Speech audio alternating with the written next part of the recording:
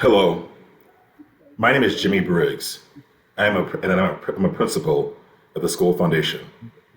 I'm excited to welcome you to the Skoll Forum session, Facing History, Preserving Narrative to Protect Our Future. We are distinctly honored to have such an amazing cohort of partners here from whom we can learn and engage. First, I want to share a few quick items before we begin. This session is being recorded and will be released publicly after the event. Language translation is available for this session. You can access the translation options in the Translation tab to the right of the video window. Please feel free to use the chat to engage with each other and pose questions to our speakers.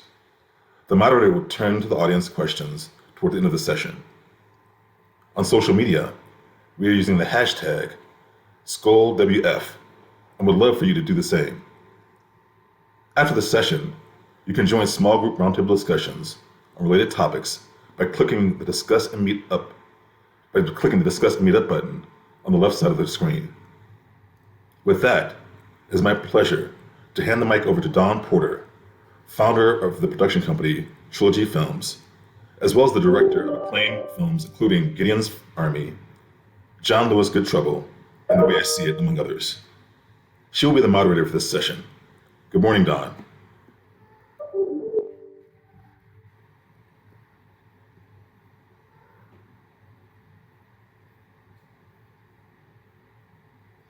Don?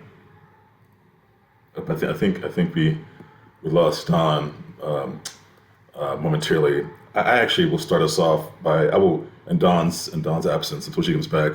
I will introduce the speakers.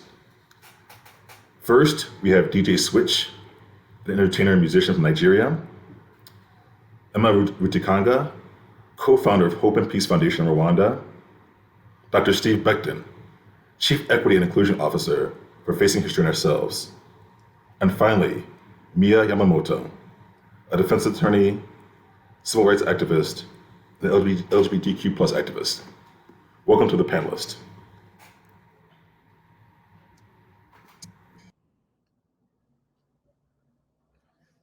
Hello, I think I should start. Hoping everyone can hear me. Great. Thank you so much. I clicked the wrong button. You would think after 2 years of pandemic, I would know which buttons to click, but I clicked the wrong button. So it's so thrilling to be here. My name is Dawn Porter. I am a documentary filmmaker. I've had a long association with Skoll Foundation, and we are really thrilled to have you join us with this panel. In my career, both first as a lawyer and then as a filmmaker, I understand and appreciate and treasure the value of storytelling. And so we have people who have made storytelling and sharing of feeling, creating community as an integral part of their work, and it appears as part of their lives. And so we are going to have a conversation about how they have used stories to serve the purposes that they all have willingly embraced. I think we're going to start. I'm going to have each of the panelists introduce themselves, and I would love for you to share your relationship to story.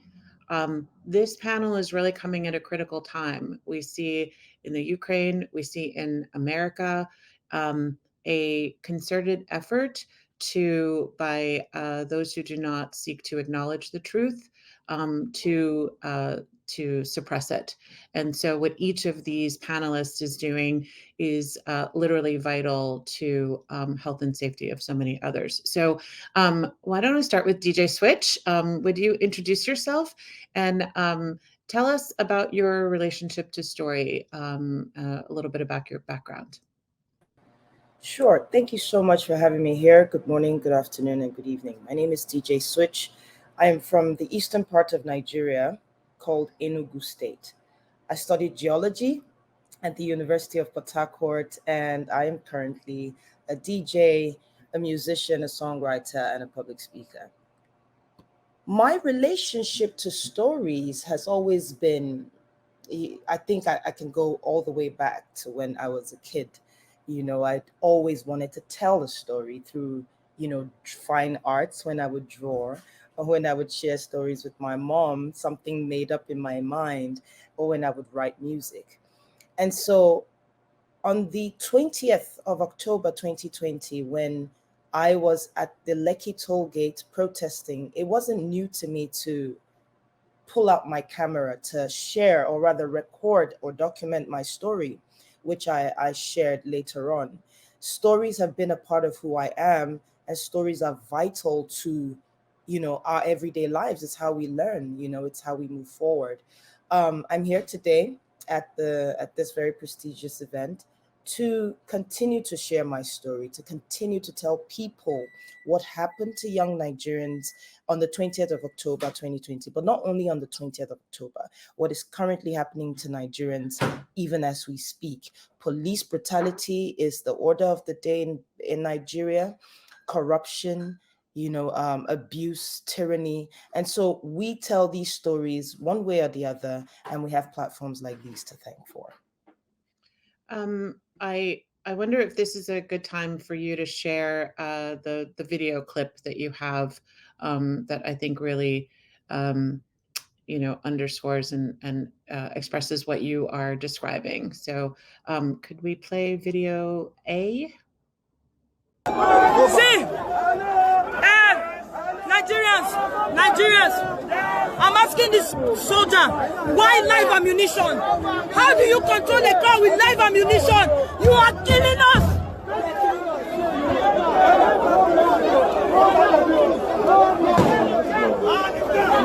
Hey, everybody!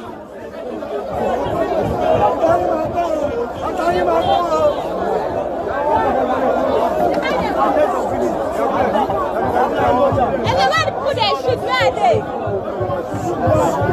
Can we take?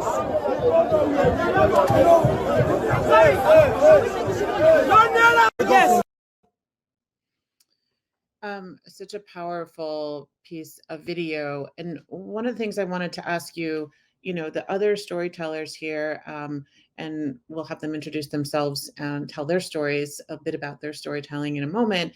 But there's an immediacy that is enabled because of social media platforms. But there's also removal of a gatekeeper. And I wonder if you could speak to the power of being able to immediately or to record at least immediately and determine for yourself.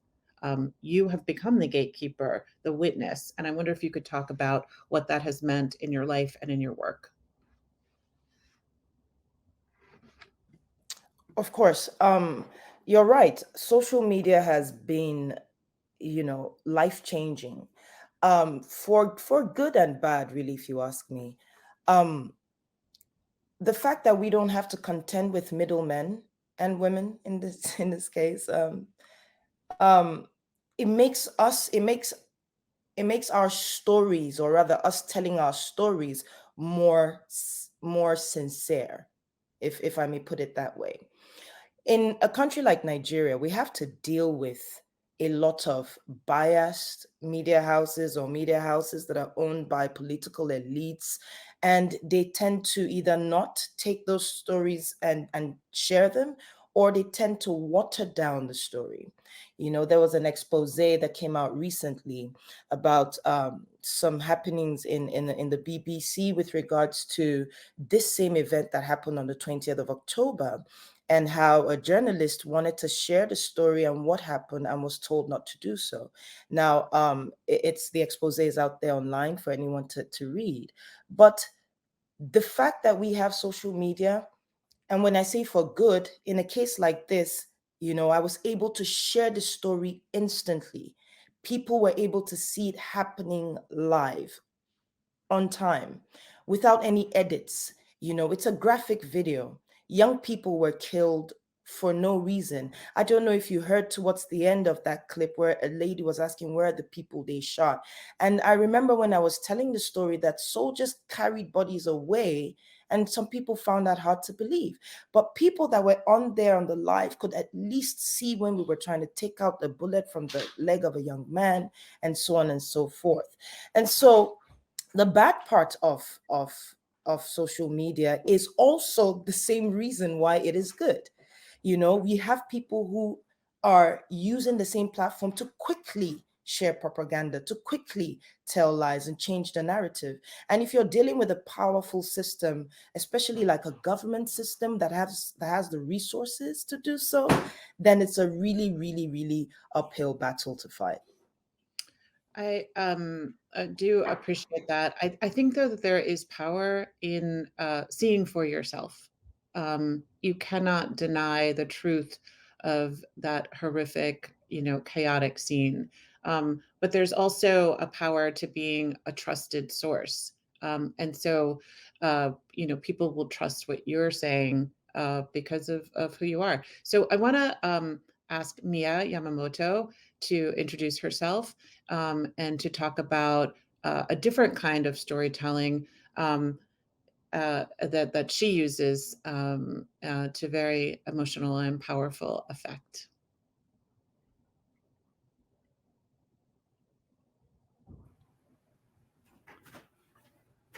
I'm Mia Yamamoto. I am a criminal defense attorney. I've been doing that for like the last 50 years. I'm a transgender woman of color. I'm an Asian American, and all of these factors come into my story. I was born in a World War II concentration camp for Japanese Americans. And I think that phenomenon of being discriminated against because of our race and being unjustly imprisoned probably affected the arc of my life, with me ending up to be a civil rights activist and a criminal defense attorney. I just want to say that the problems of this community is it's sort of focused on today in not just in this country but around the world with respect to the targeting of transgender women, and especially transgender women of color. And in this country, there's an epidemic of murder against Black transgender women. And the intersection of both transphobia and anti-Black racism and racism in general creates a vortex of oppression that is visited upon my community. And I might say that in this country, in America, there is a fascist right wing that is using discrimination and hatred and bigotry against trans people to create divisions and to target and oppress people for their political or personal purposes. And we talk about the internet, and I appreciate what DJ is doing. I don't do any videography or anything like that, but stories have to be told. And the stories of all the people that I've come across in my career as a transgender woman, certainly there are so many lives cut short. There are so many stories that need to be told. And there are so many people that need to know that we are human, that we are ordinary, and that we belong, and that we have a right to be where we are and right to be who we are. We have a right to our truth. And the stories that are told are really necessary. So many of them are being cut short. I feel it's my responsibility, not just here. My organization I work with is International Bridges to Justice. We minister to prisoners all over the world. We started off in the Far East.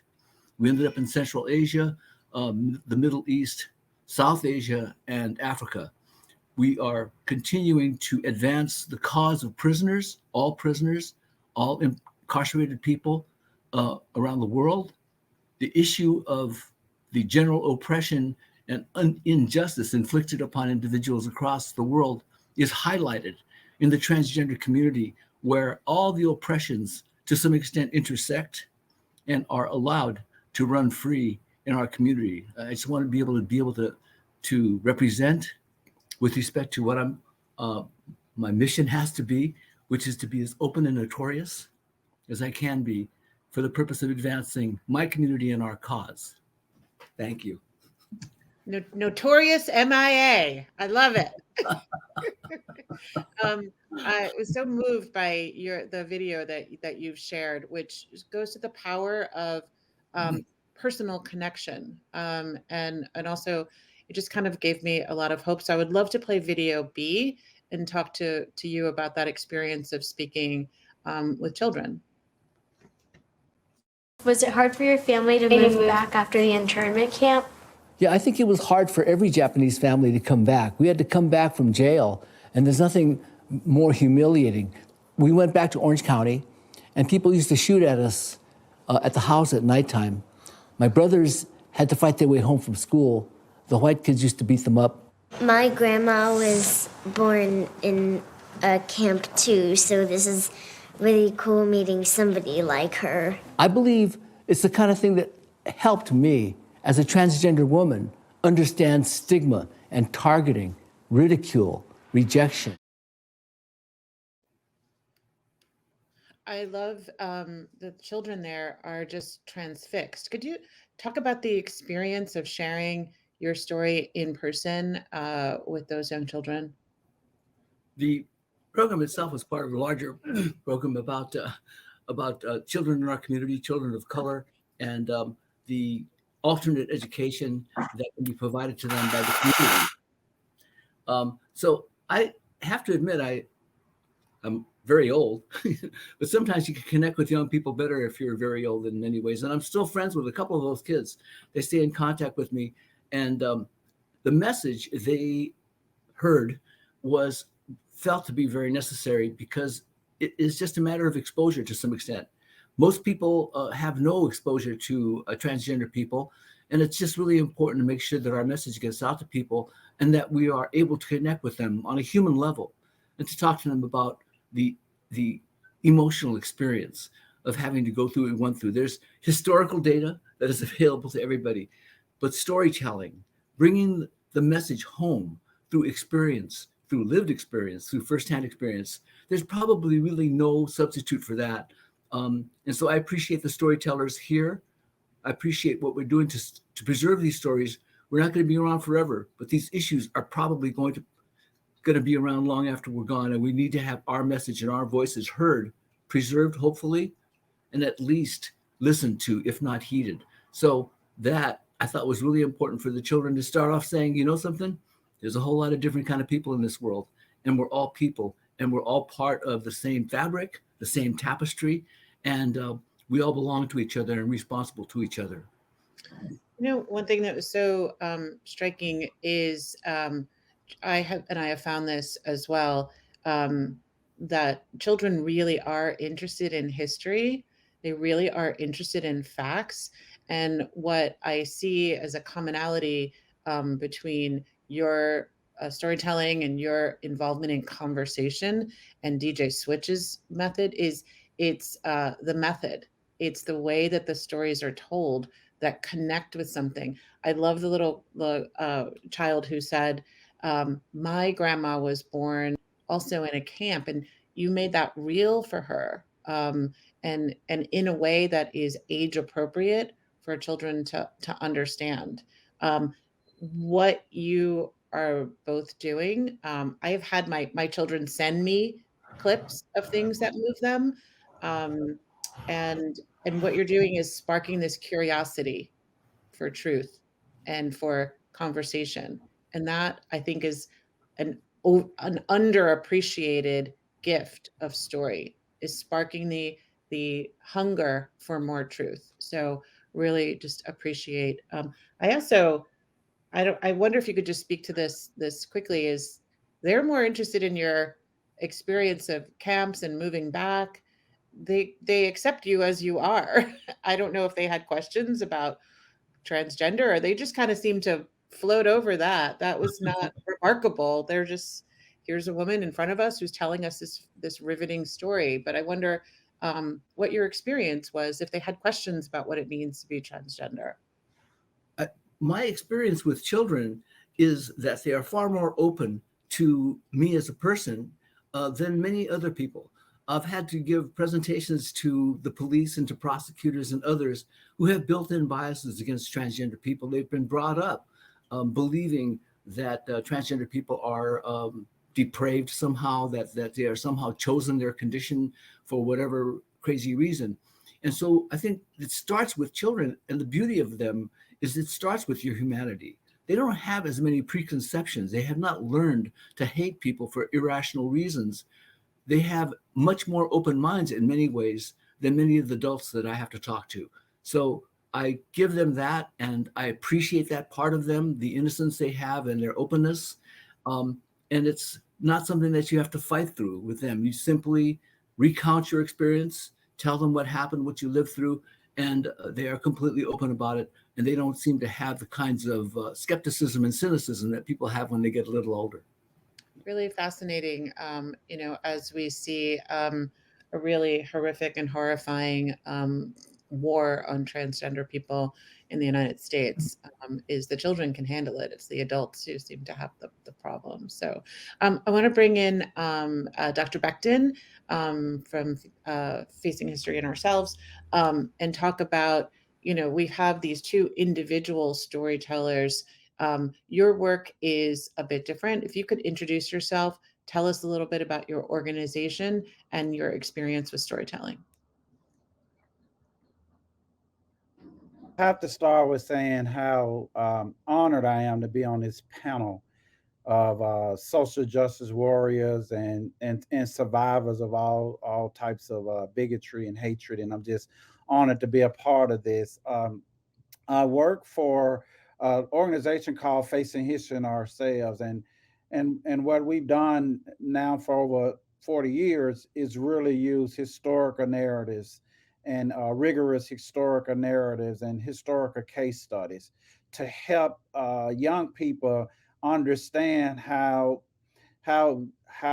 nation stories and then individual people stories are shaped over time, and how understanding these historical narratives will help us to be more humane and more accepting and more appreciative of each other today, thus facing history and ourselves. And I would like to connect the dot, just quickly start with sort of my own personal story, because we do believe in the power of storytelling and facing history, and I'll connect it to where we are, and I'll do it quickly so we can continue the conversation. I grew up in the single parent home in the South, in Memphis, Tennessee, in the 1970s, and I had two powerful, amazing, and I call crazy Black women in my life, and it was my fourth grade teacher and Miss Curry. I never forget her. My fourth grade teacher and my crazy mother, and just a quick story about them, and I'll connect it to where we are. In my neighborhood in Memphis in the 1970s, it was unpopular for little Black boys to do their homework, right? The stigma associated with us as not being academic and not being students, that stigma was so early, so much that we were ashamed to do our homework.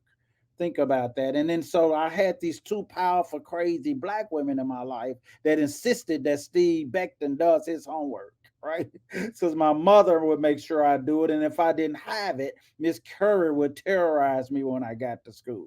So I had to do my homework. But guess what I would do with the homework? I would fold it up, roll it up in my pocket, and hide it so that I won't be bullied or teased on the way to school for having done my homework. Right. So I would do this homework and I'll take it and give it to Miss Curry, and she'd unfold that homework and she'd say, Steve Becton, don't bring me this rolled up, wrinkled up homework. I was like, the answers are all right. And I said, no, write it over. You got to be excellent in what you do. And I would say, Miss Curry, I did the homework. At least I did it. The other boys aren't doing it.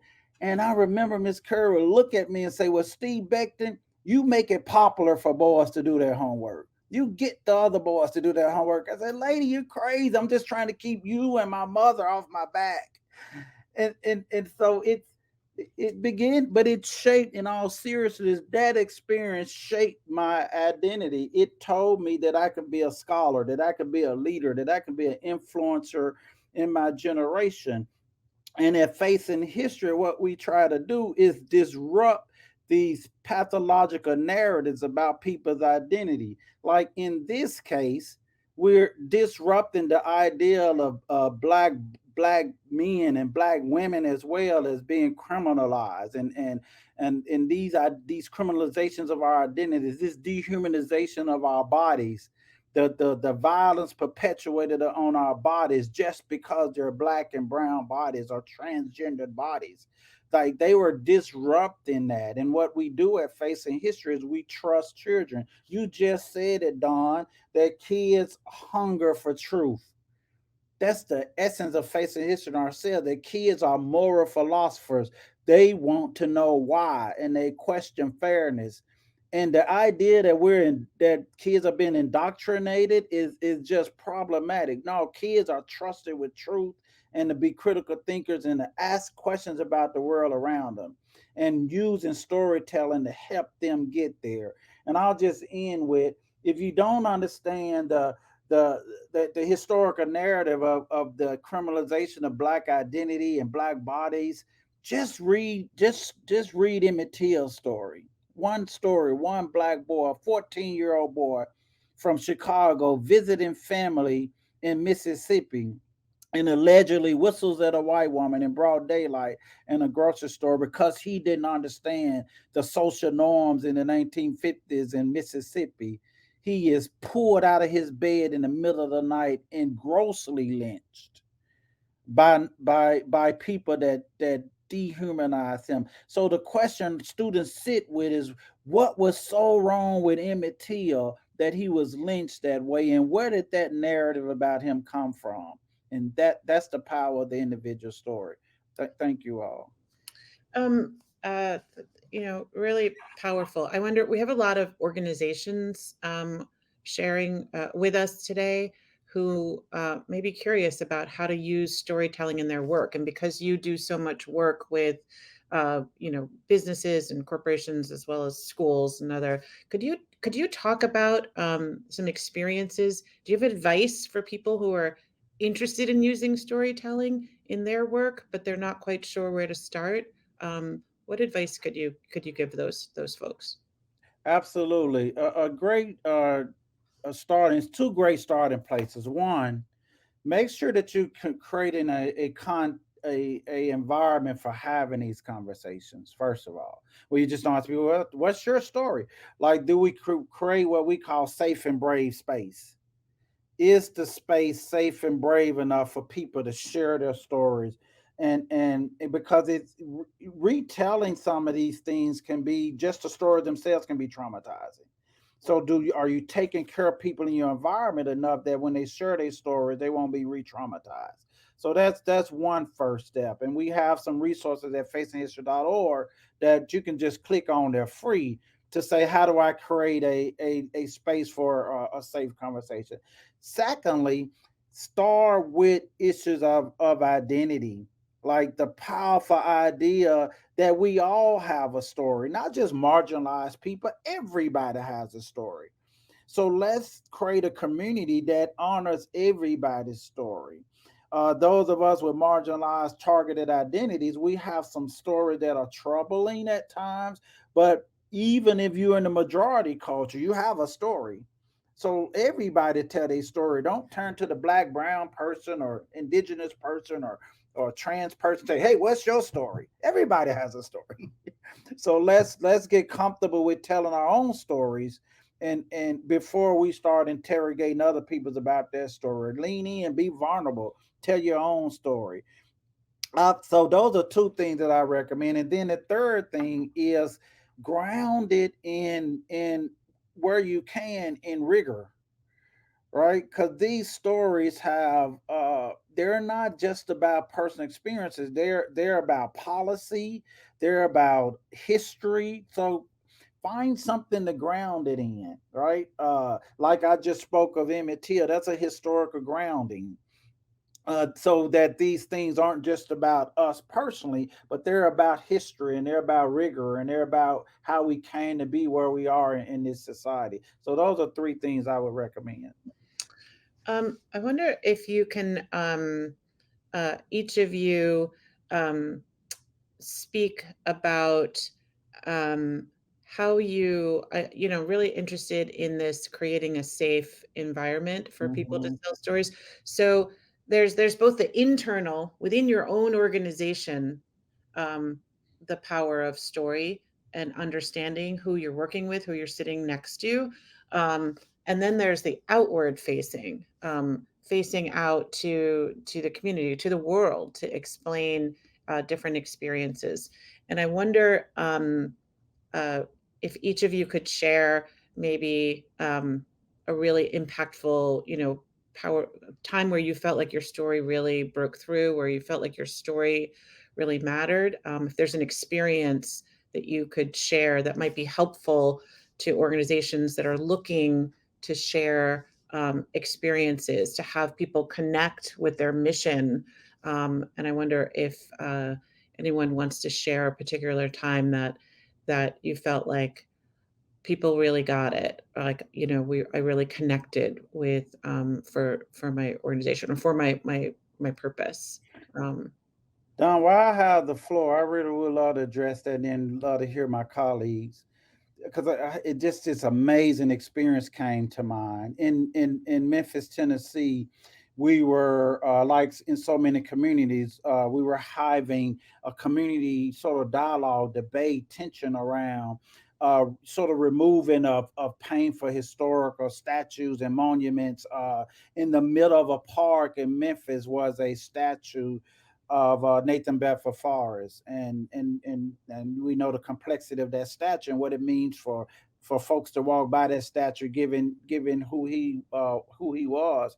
But at any rate, Facing History convened a public dialogue about that. And when we invited people on both sides of that, so folks that wanted to preserve that history and wanted to keep the statue, and folks said it's painful and we need to take that statue away. And so we convened a thing.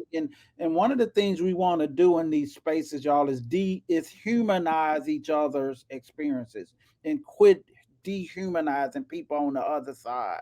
They may be wrong to you. They might not see it. They might even need some awakening, but they are real people. And in the ideal of stop dehumanizing each other. But let me tell you what happened here. At the beginning of the conversation, we said that if anybody in this room came to attack somebody, to not listen, to be violent in their words and on any side, you can leave, because that's not what we're doing here. We're going to have civil discourse here. I tell you not, 10-20% of the people left because they came to argue, they came to attack, and we just told them that's not what this is. But let me, and really quickly, what actually happened, we didn't stage this. A descendant of Nathan Bedford Forrest came to be sitting by a descendant of Ida B. Wells. We couldn't have staged this any better. And they begin to talk about each other's stories and how they got to this place. And I'm not going to say they went away best friends and kumbaya, but for the first time, they had a civil dialogue and listened to somebody on the other side of this sort of this painful historical debate about these monuments. And at the end of the day, that whole thing left with us asking these questions. What is your greatest hopes and fears for this community? And how similar people were on both sides about their hopes and fears. So what I'm saying is that we could create we're not having this kind of dialogue enough, where we humanize each other, where we listen to each other, where we even agree to disagree, but we leave the space not violent, not re-injuring people, because we fail to listen to each other. I really, really appreciate and love that story. And I think, particularly in the United States, and I realize we have an international audience, but in the United States, I think we are seeing the danger of not seeing people as, of seeing people as other, rather than seeing people as, whatever political or religious background you have hopes and fears, and understanding that everyone is fearful of something. And I think that that's really powerful. We're gonna try and bring in Emma Rutikanga, and hope your microphone works. So let's throw it to the internet gods and see what happens here. Emma, can you hear us? Can we hear you? Hello, I can hear you, but I don't know if you can hear me. We can hear you. Wow. Very I'm so happy. I'm so happy you can hear me. I had a little bit of trouble connecting my my headset with the laptop because I Well, used the wireless before, but I'm very happy everybody can hear me. you're just in time, because I think with the preparation that we've had from the beginning of the conversation, we've heard about connecting through internet, first person, immersive, witnessing, and then the power of connecting in person and having a person explain their history in an appropriate way with children that Mia shared with us. And then we just had that very powerful story from Dr. Becton about bringing people together. If you could give us a really quick, introduction of yourself and how story has been part. I will just advise our audience that this is Emma's story is something that we are tangentially familiar with, and is one of the most difficult expressions to hear.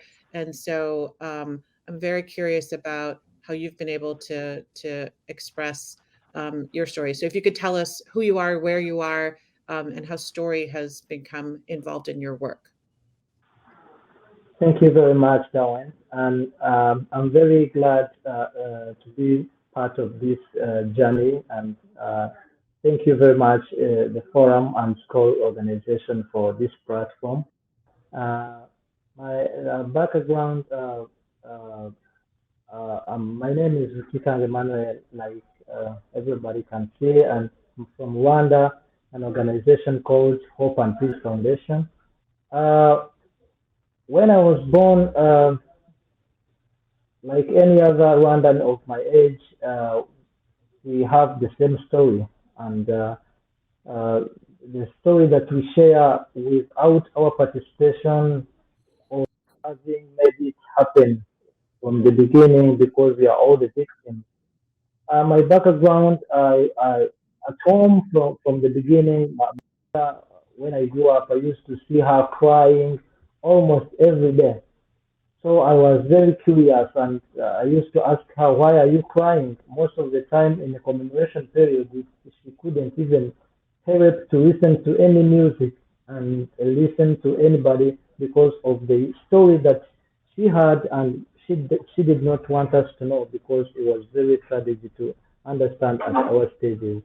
So basically, as I grew up, I heard about story of Rwanda, and when my mama told me the story that happened to her, in their family there were 12 people, 12 siblings in the family, and the only two survived. And the only two survived is because they hide themselves much in the genocide, but it's because they were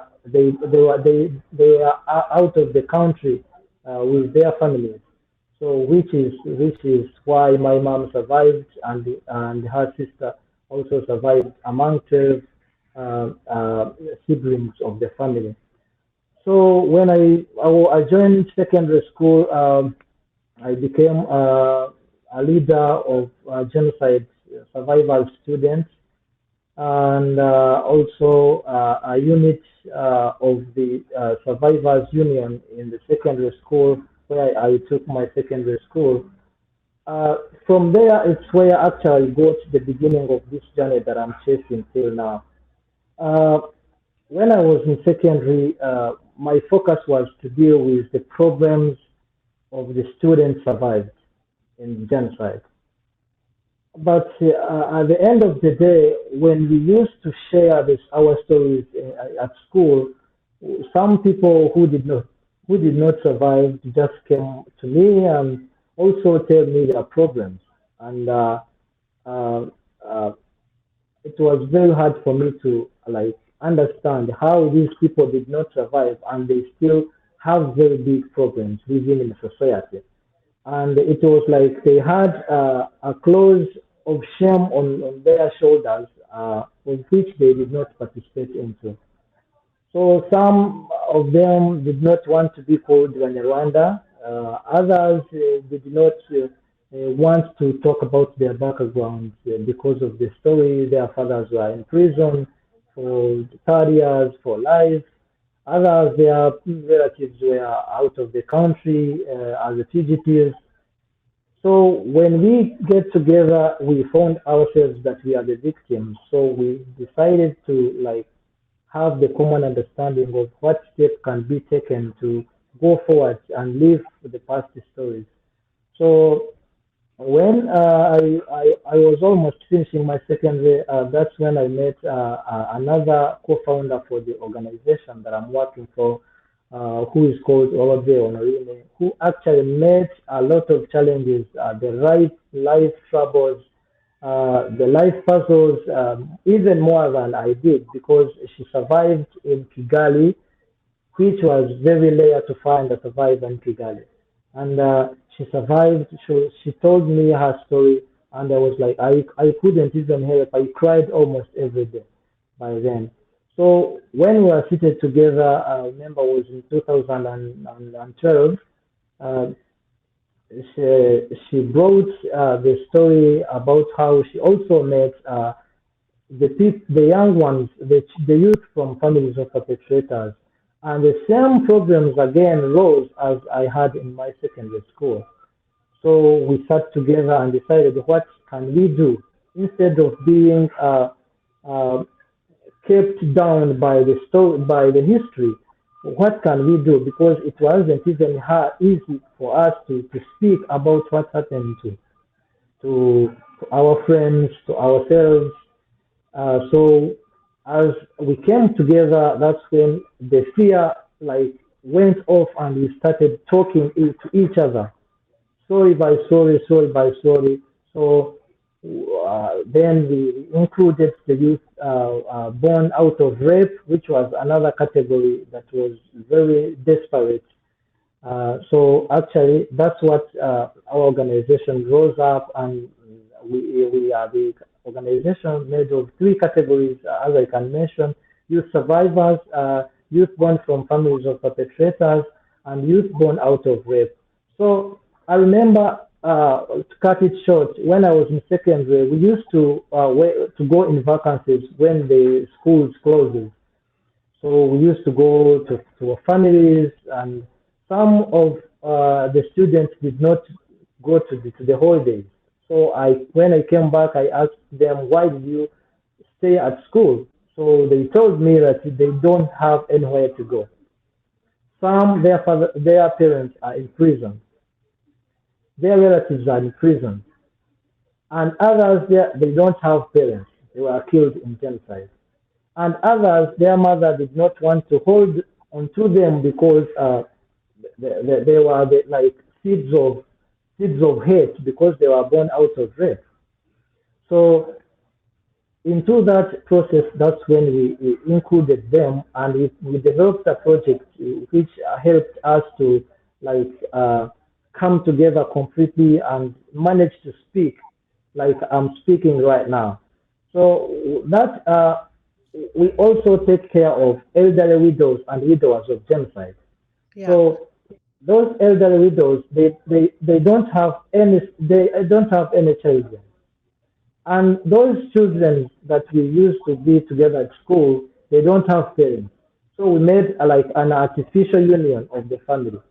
Whoever misses the parents has to join the elderly widows. Whoever doesn't have the children, those children that stayed at school, in the holidays we used to organize some kind of fundraising, and then we give them money and also go into those families to help those elderly widows. You know what is really striking is both for your story, for Dr. Beckton's story, it's not privileging one group over another. It's making sure that people who are in different positions in an experience, children of perpetrators, children of rape, also have space to feel safe in sharing their story and how trauma has affected them.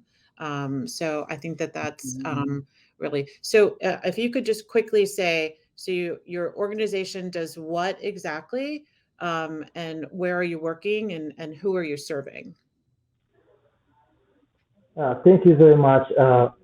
our organization, like I said, we work in Rwanda in different districts. We are 308 members, and those members are also stakeholders because, like I told you, we are the group of survivors, group of youth from genocide perpetrators, families, and youth born out of rape.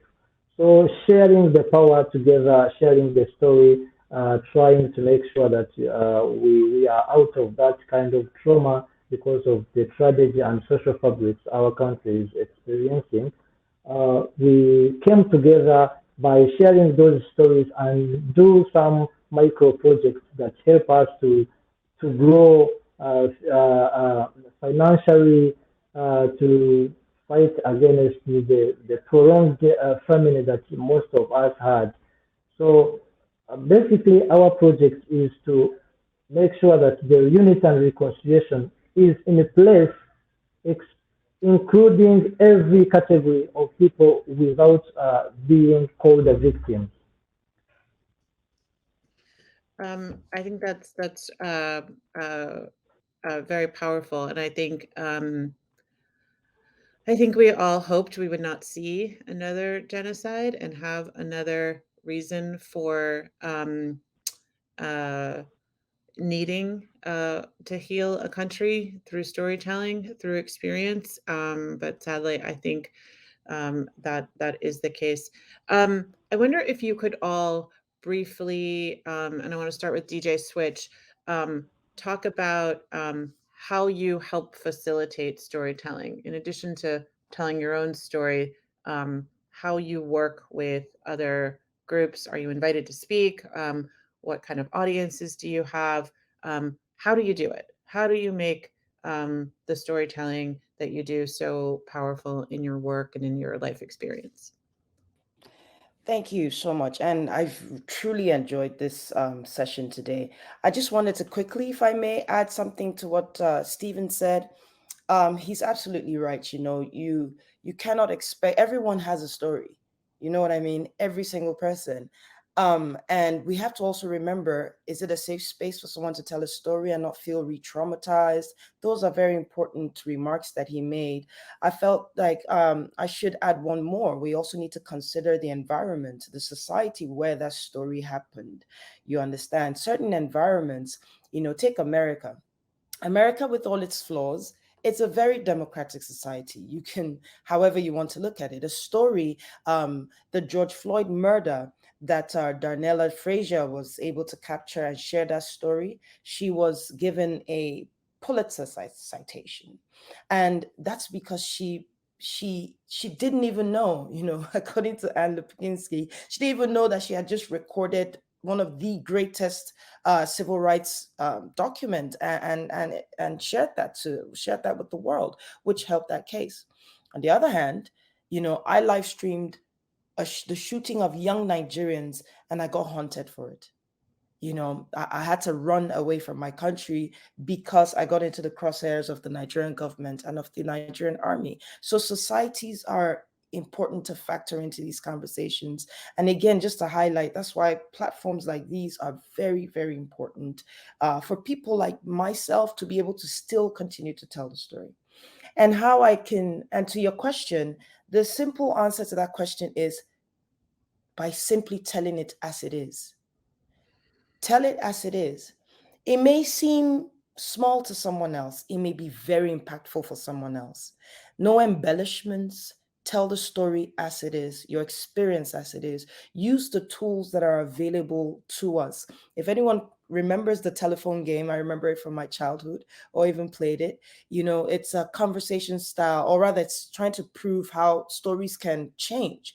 You whisper into the ear of the first player, then they whisper to the next player till it gets back to you. And oftentimes a word or two is missing, or the entire story has been summarized. So we are in a fortunate time in our history today where we've got all manners of tools at our disposal: the internet, Twitter, Instagram. And so we must use it to tell the story as honestly and as simply as we can. I think that is so important, and something every organization or individual here can do is is convene a conversation. You can invite speakers to share their experiences. You all have networks. You all have audience members who are interested in the experiences that you can curate for them to have this first person opportunity for learning and for conversation. I'm curious, Mia, who invites you to come speak? Who is finding you?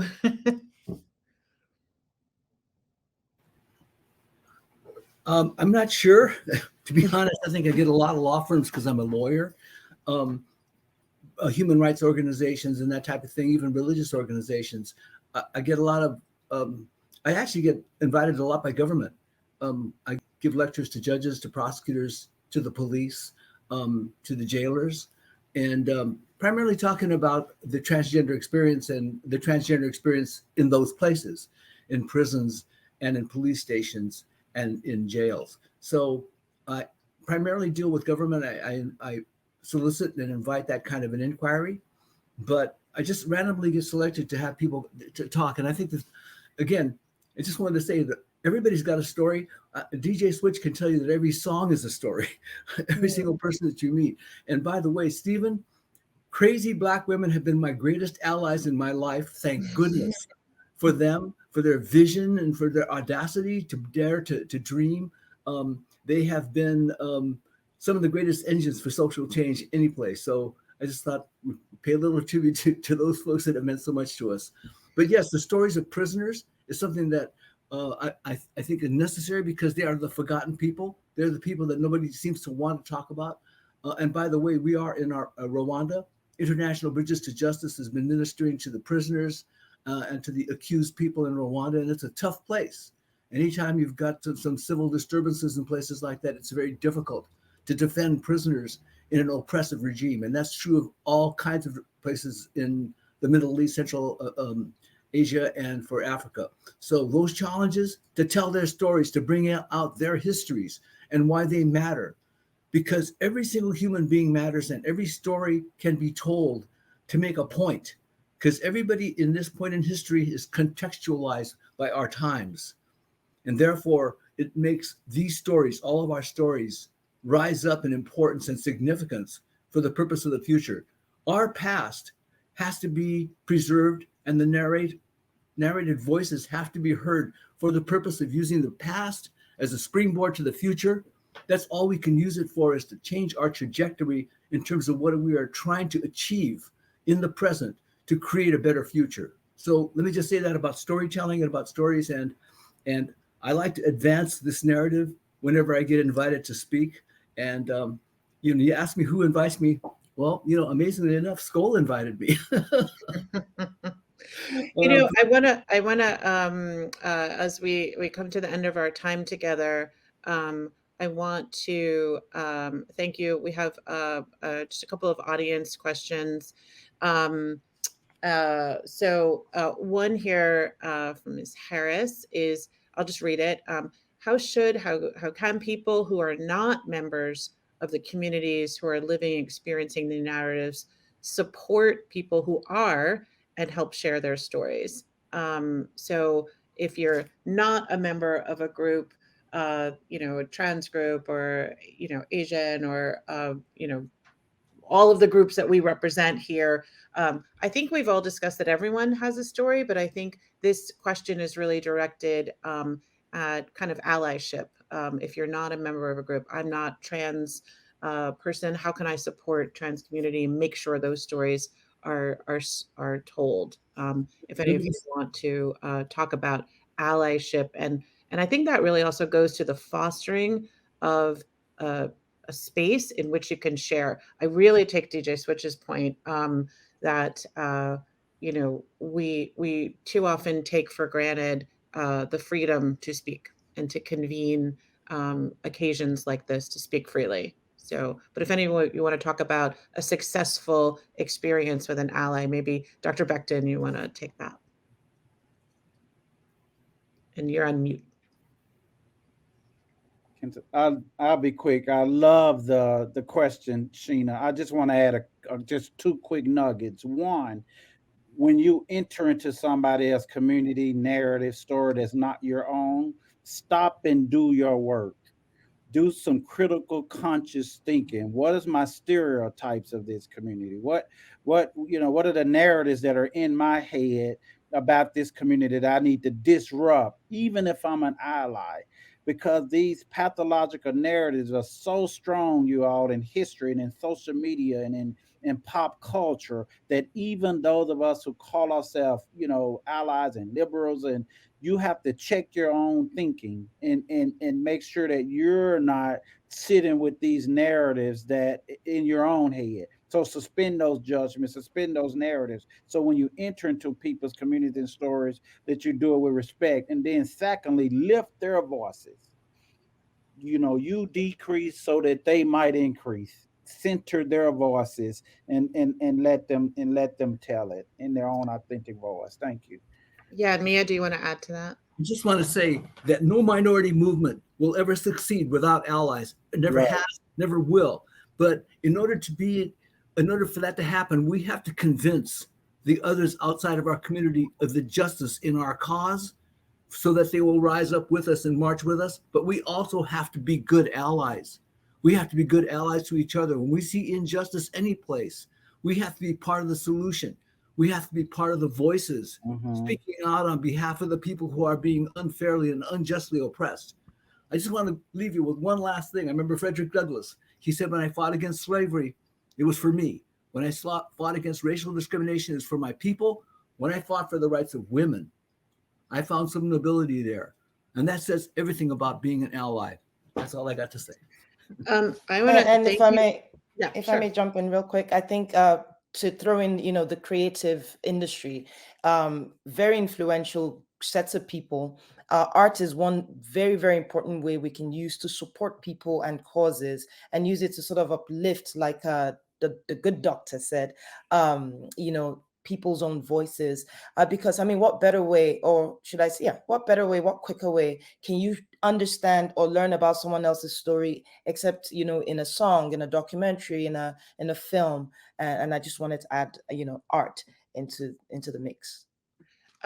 Well, this has been a beautiful conversation, and I want to thank each of you for sharing your story today. And I want to point out that we have done something here today that is in short supply. We have pointed to positive things in our world.